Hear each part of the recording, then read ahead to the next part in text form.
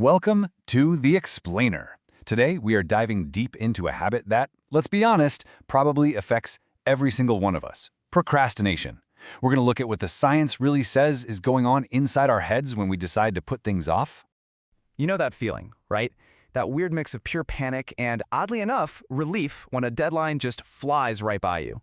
If you've been there, you are in very, very good company. It's a feeling so universal, it's become a total running joke. And let's just look at the numbers for a second.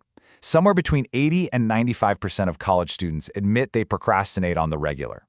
And hey, for a lot of us, that little habit doesn't just magically vanish when we get a diploma. Nope, it follows us right into our careers. For so long, we've been told that putting things off is just a sign of bad time management, or worse, that we're just lazy. But what if that's not the story at all?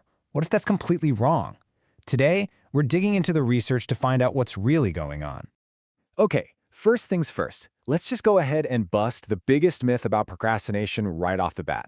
The idea that this is some kind of character flaw. It's not just unhelpful, it's flat out wrong. That's right. The research is pretty clear on this. Procrastination is actually a coping mechanism. See, when a task makes us feel bad, our brain's number one job isn't to finish the task. It's to make us stop feeling bad. So what does it do?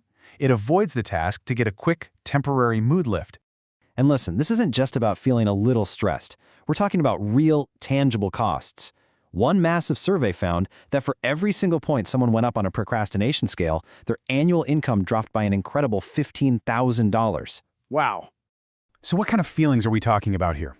Well, it's this whole cocktail of negative emotions. Maybe you're a bit of a perfectionist and you're terrified your work is going to be judged.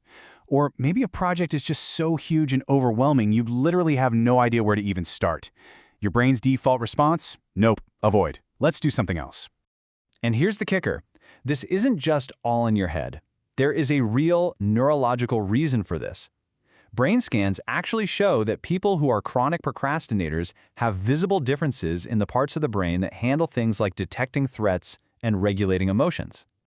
Now this is where things get really interesting. It turns out that not all delay is actually bad. The research shows there are two totally different kinds of procrastination, and one of them, well, it can actually be a pretty smart strategy. So on one hand, you've got your classic passive procrastination. That's the one we all know and hate, that paralyzing, anxiety-driven delay. But on the other hand, you have active procrastination. This is a conscious choice, a strategy used by people who actually work better under pressure.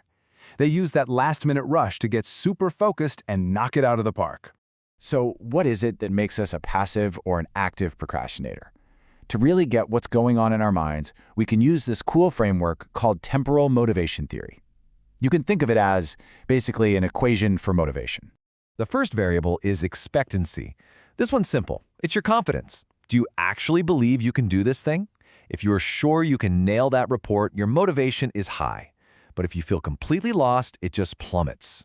Next up, you've got value. How much do you care about what happens at the end? You know, a task that could get you a big promotion, that has super high value. A task like, say, filling out a boring expense report, yeah, very low value and, you guessed it, very low motivation. Okay, now for the things that drag motivation down. The first one is impulsiveness. This is all about how easily you get distracted. That instant gratification of checking your phone is just so much more tempting than the long-term payoff of finishing a project. And finally, we have delay. This one is huge. The further away that deadline is, the less real it feels, right?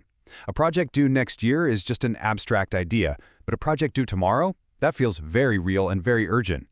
This explains that classic last-minute burst of energy. As the delay vanishes, your motivation just skyrockets. So that's the theory. But how can we actually use this stuff to our advantage? Let's get into some practical, science-backed strategies to just get started.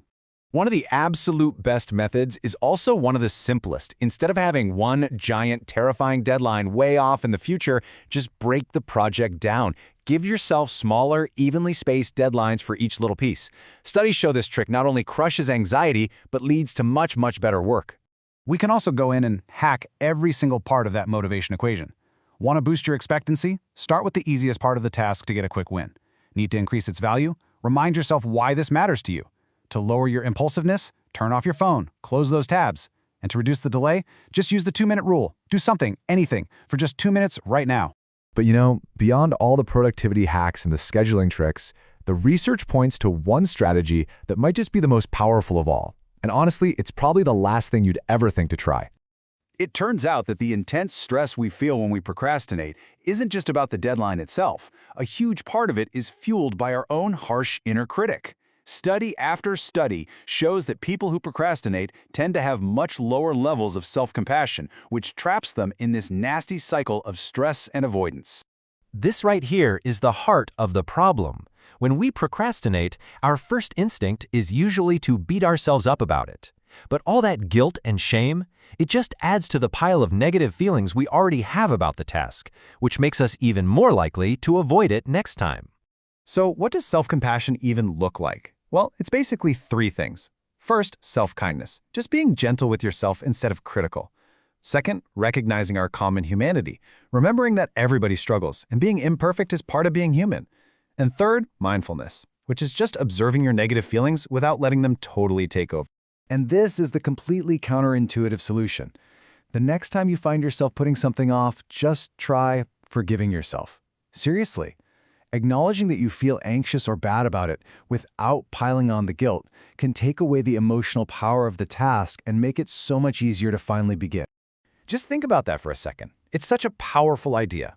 What if procrastination isn't a failure of our discipline, but just a deeply human, if misguided, attempt to manage our feelings? And maybe, just maybe, the most productive thing you can do all day isn't to force yourself to work, but to start by being a little kinder to yourself.